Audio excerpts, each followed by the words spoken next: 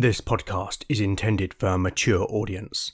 Listener discretion is advised.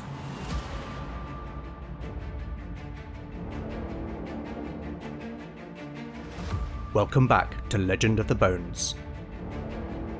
Following in the footsteps of giants, Legend of the Bones is a chimera, a mix of old-school tabletop RPG and dark fantasy storytelling.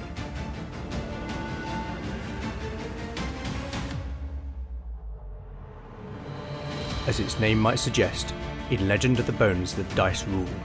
There'll be no rerolls, no fudging the dice, no metacurrency. The roll of the bones will determine the character's destiny, and no one will be spared their fate. None shall escape the destiny of bone.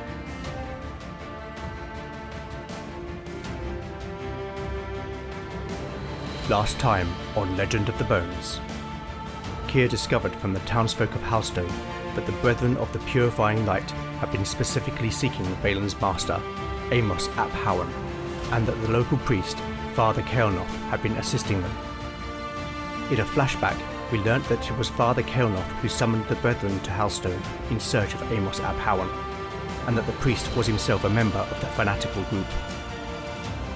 Lena questioned Kael'noth under the pretense of being a pilgrim, and gained the priest's confidence, who subsequently revealed his true allegiance. The party reported their findings to the Reeve, Brannock, who commissioned them into his service and issued a warrant for Kael'noth's arrest. When the party arrived to apprehend the priest, he fled, instigating a chase through the streets of Halstone until Beric caught Kael'noth, bringing him to heel.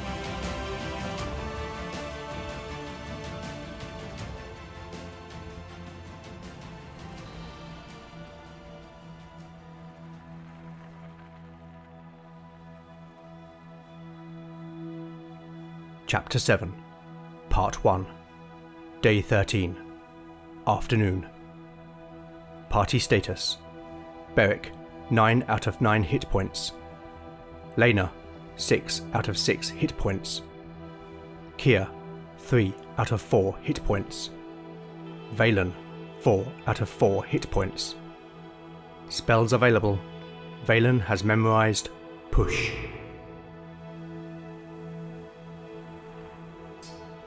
The sound of his men sparring filtered into the hall from the courtyard outside, distracting his thoughts. Politics. How he hated it. He preferred to see his enemies in front of him, to see the whites of their eyes. Brannock envied his men. Sometimes he missed the simplicity of being an ordinary soldier. Obeying orders, fighting, doing as you were told. All that was a distant memory.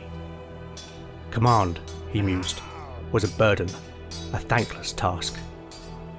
He looked at the bedraggled figure in front of him. Robes covered in filth, eyes downcast.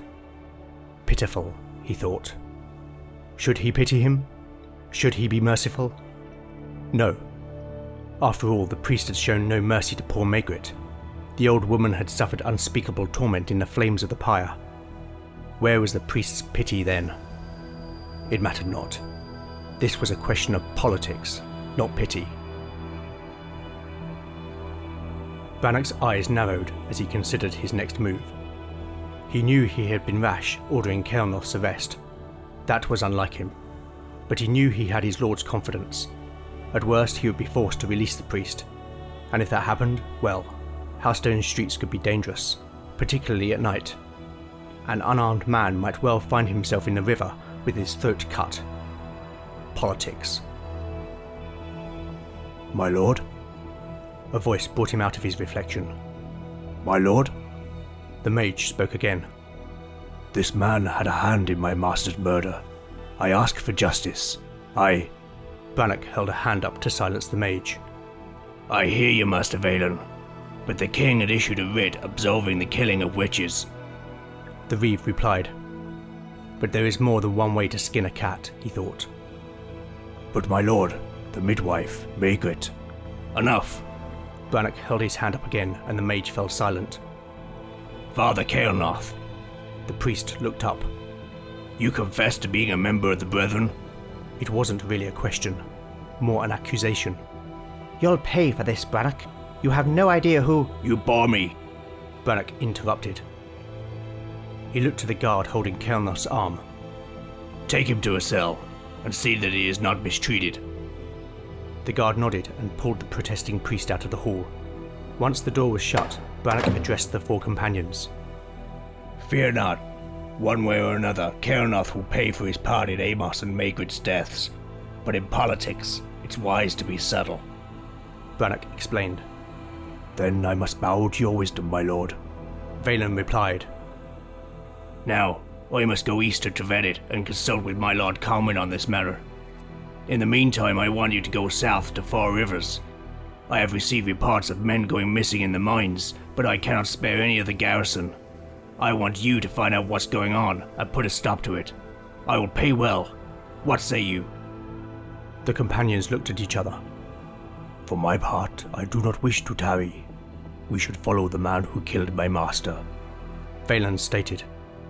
We all want justice, Valen, and we will help you, but we need more coin than we possess to achieve that end. Beric suggested. Beric is right, Valen. Lena added. Now that I have seen what the Brethren are capable of, I cannot stand by while they murder more innocents.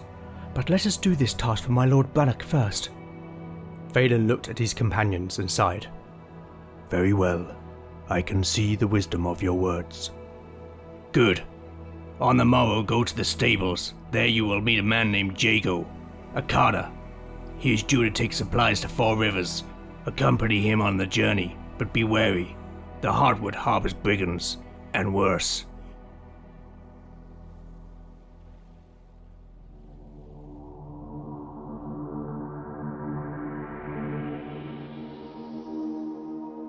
Before the party set off for the mining town of Four Rivers, I think it made sense that they would spend some of their coin on supplies.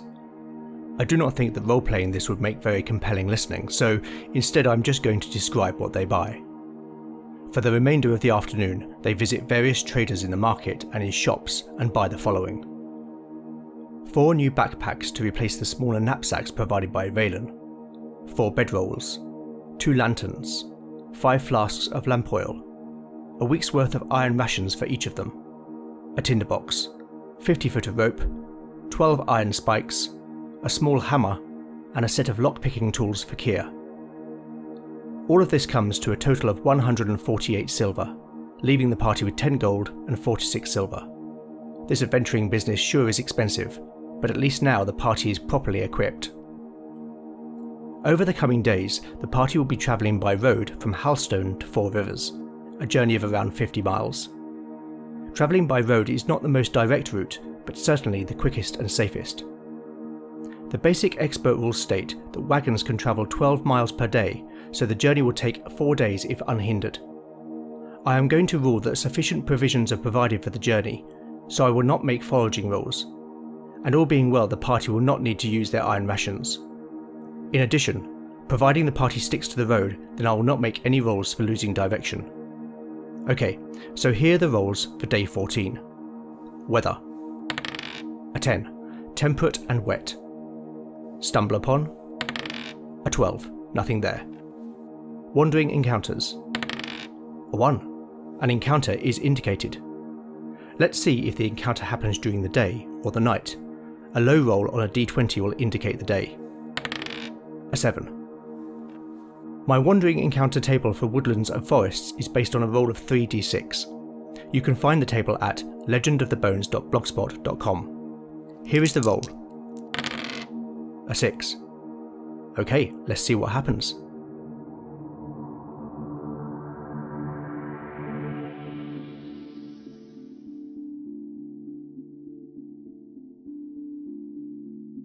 Chapter 7, Part 2, Day 14, Morning. Party status: Beric, 9 out of 9 hit points. Lena, 6 out of 6 hit points. Kier, 4 out of 4 hit points. Valen, 4 out of 4 hit points. Spells available. Valen has memorized Push. The weather had turned as the wagon passed through the gates and followed the road southeast, leaving Halstone behind. What started as a light rain shower soon became more persistent, and the companions drew their cloaks about them in a somewhat futile attempt to stay dry. As instructed, the companions had met the carter at the stables before setting off. Jago was a good-looking man in his early 20s. He had a mop of curly dark hair and brown eyes, and his face seemed to have a perpetual expression of mirth. Keir had elected to sit up with Jago, the pair having immediately taken a liking to each other, and the two men now sparred with playful banter.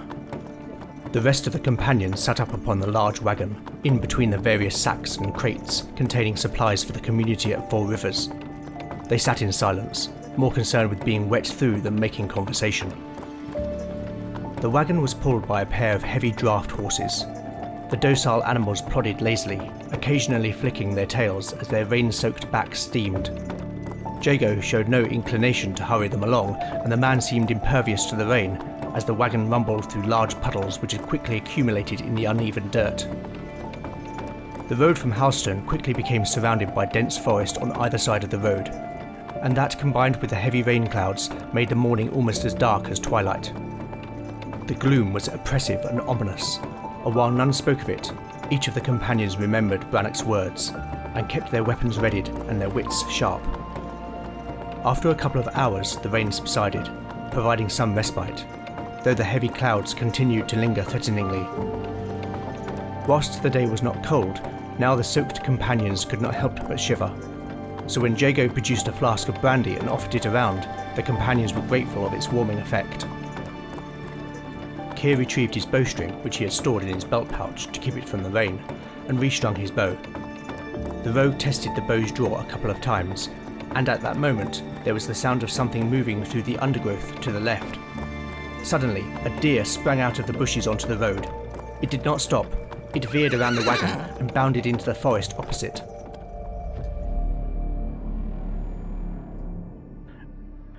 There was more thrashing to the left, and it was clear that something was in pursuit of the deer. The party readied themselves as a huge figure, some 7 feet tall, emerged from the trees. Its greenish-brown skin was covered in thick black hair. It was difficult to tell the difference between that and the matted and filthy furs that it wore. Its face was goblinoid in appearance, ugly and cruel. In its right hand it carried a rusty battle-axe, the blade of which was caked with old blood. The creature stopped for a moment, stared at the companions with beady yellow eyes. A look of pure malevolence crossed its grotesque face. It grinned evilly, its lips peeling back over jagged yellow teeth. Entering combat. The party have encountered a bugbear, a classic Dungeons & Dragons monster. The basic expert rules describe the creature as a large, hairy goblin. They are 3 hit dice plus 1 creatures, with an ascending armor class of 14. Bugbears get +3 to their attack rolls and +1 to their damage rolls. I have armed the bugbear with a rusty battle-axe, which means that any successful attack will deal 2 to 9 points of damage. Once again, there is significant risk that one or more of our characters might perish. Let's hope the dice gods are on their side. First up, let's roll the bugbear's hit points on 3d6. A 12, +1, that's 13 hit points. I'm not going to make a reaction roll for this creature. Bugbears hate humans, and besides, given his past, Beric will not wish to let this creature live. Okay, now let's roll for surprise. I am going to rule that the bugbear is not surprised. These creatures like to ambush their prey. Also, the basic expert rules state that the chance of being surprised by a bugbear is 3 in 6, rather than the usual 2 in 6. Let's see if the party are surprised. A 5. The bugbear's thrashing in the undergrowth gave the party ample warning. Round 1. Initiative. The bugbear. A 5. The party. A 2. The bugbear will strike first. I am going to randomly roll the target for the bugbear's attack on a d6. On a 1, Beric. A 2, Lena. On a 3, Keir. 4, Valen. On a 5, Jago. And if I roll a 6, I will roll the dice again. Let's see. A 3, the bugbear will attack Keir. With its attack bonus, the bugbear only needs to roll a 10 or more to hit the rogue. Here it is. A 5. The bugbear swings its huge axe, but misjudges the blow with the moving wagon. Instead, the blade chops into the wagon's side, sending splinters flying. Now the party's turn. As Jago tries to control the panicked horses, Keir draws his bow and shoots. His dexterity bonus gives him a +1 to ranged attacks, and the short range will confer a further +1. However, as the wagon is moving, I am going to remove these bonuses. That means that Keir needs a 14 or more to hit. A 16, 4, 2 points of damage. Keir's arrow rakes past the bugbear's hairy neck, opening a vicious cut. Valen will attempt to cast his spell, Push. As a reminder, in Legend of the Bones, magic users must pass a successful intelligence check to cast a spell. Valen's intelligence is 15. Here is his casting roll. A 20! Oh no, that is a miscast. This could get very bad for Valen. Now to roll on my custom miscast table, which you can find at legendofthebones.blogspot.com. A 1. Fortunately for our mage, that is the least worst result. The spell effect is halved. Ordinarily, the spell pushes the target back 1d8 yards, therefore this is reduced to 1d4.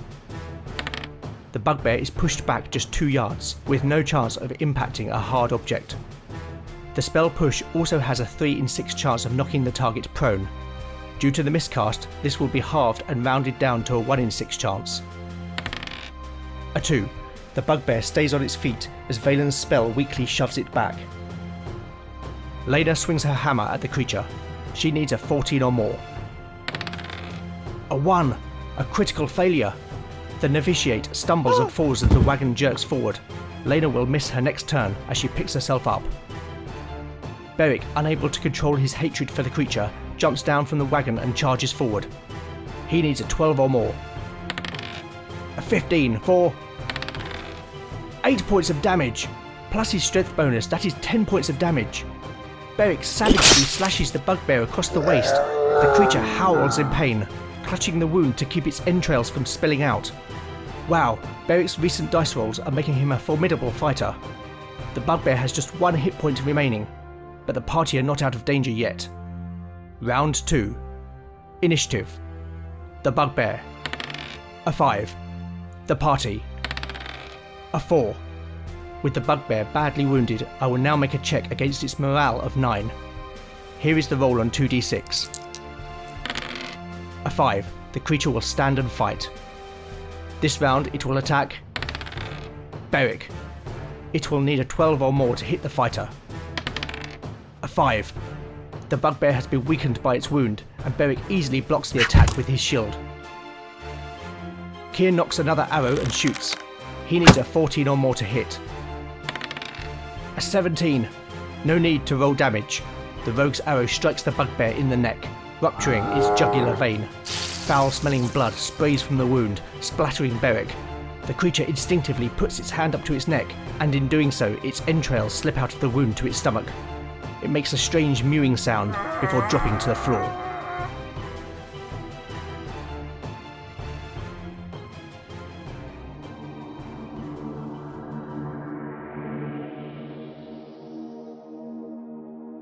Well, like previous combats, that certainly did not go how I expected it. The party were incredibly lucky. With the power of this creature, I thought that there would be some serious injury and maybe even a character death, but it would seem that the dice gods have other plans for our adventurers, at least for now. Despite the overpowering stench, Beric searches the body of the bugbear and finds a pouch with 40 silver shillings, which he adds to his own, but there is nothing else of value. Okay, so let's see what happens in day 15. Weather roll. A 17.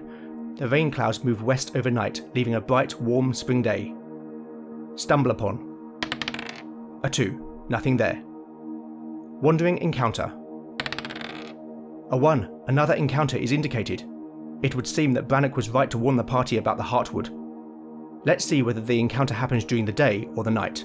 A low roll on a d20 will indicate the day. A 3. Okay, so here is the roll on the wandering encounter table. A 13. The result indicates that there will be 1 to 4 of these creatures, so let's roll to see how many. 2. Right, let's see what happens.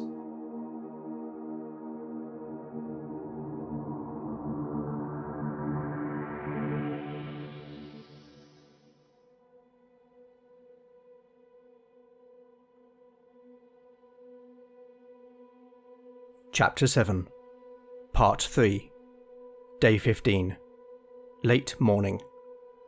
Party status: Beric, 9 out of 9 hit points. Lena, 6 out of 6 hit points. Kia, 4 out of 4 hit points. Valen, 4 out of 4 hit points. Spells available: Valen has memorized Push. Typically for the season, the inclement weather of the previous day had moved on overnight, leaving a bright, cloudless sky. The sun dappled through the leaves of oak, ash and elm, which rustled gently in the breeze. All around the air was filled with birdsong, whilst insects flitted among the foxgloves and nettles which lined the road. To the companions, the Heartwood seemed like a completely different place, less ominous, less threatening. They had made camp the night before at the roadside, lighting a small fire and hanging a waxed canvas from the wagon as a makeshift awning.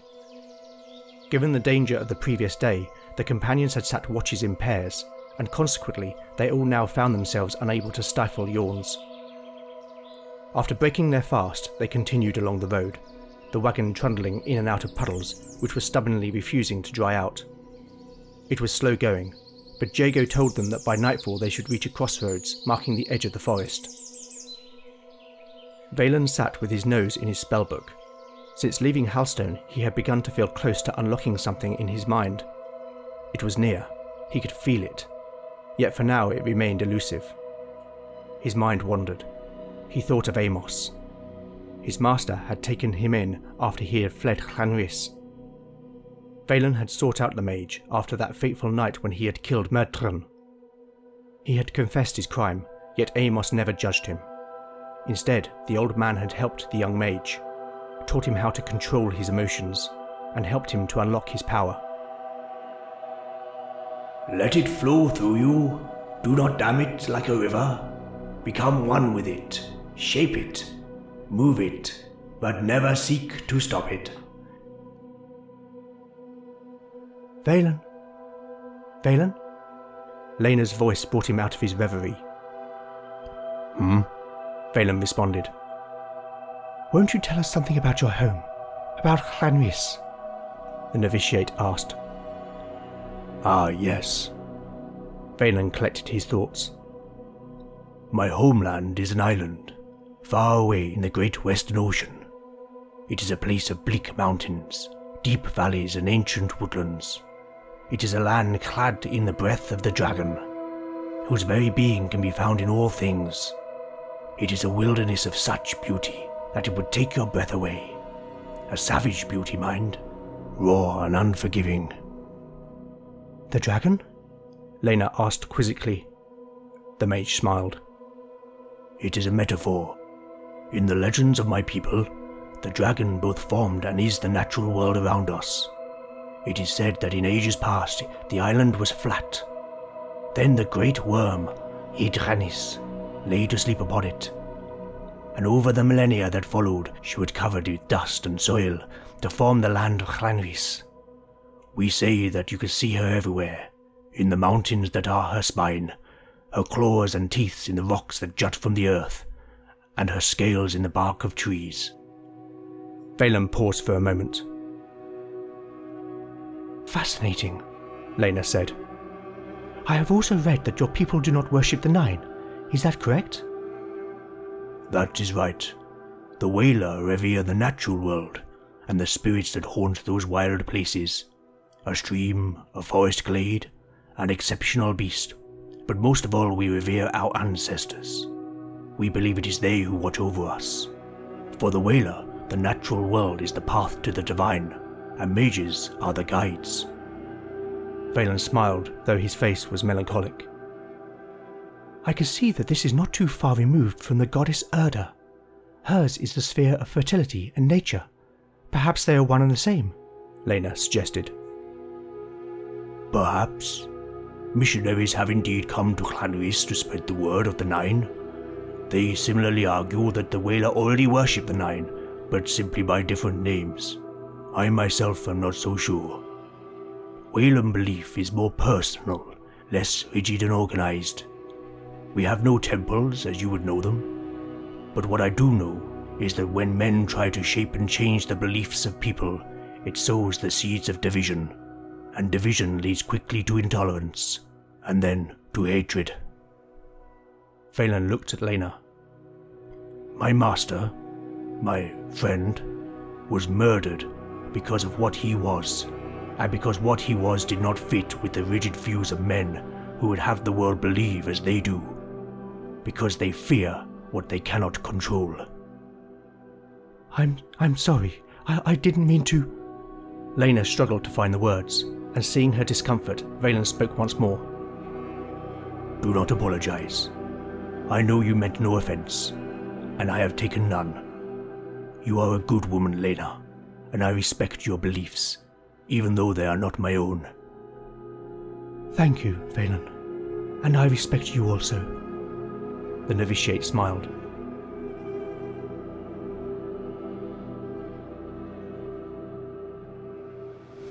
The road had narrowed somewhat, as two great elms, one on either side of the road, reached over to touch each other, blocking the light and forming an arboreal archway.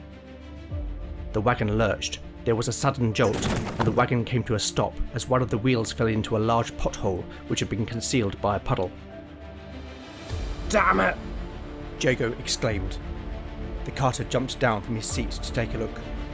There's no damage from the look of it, but I'll need you all to get off and push. The carter declared. The companions complied, and they moved to the rear of the wagon as Jago retook his seat.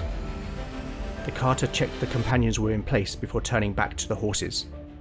Right then. Push!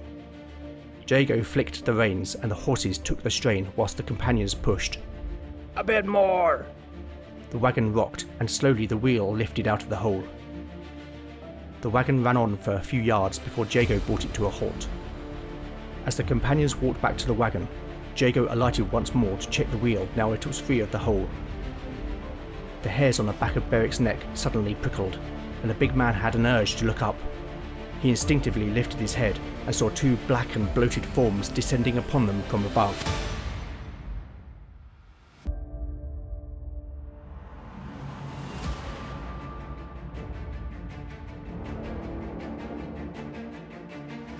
Thank you for listening to Legend of the Bones.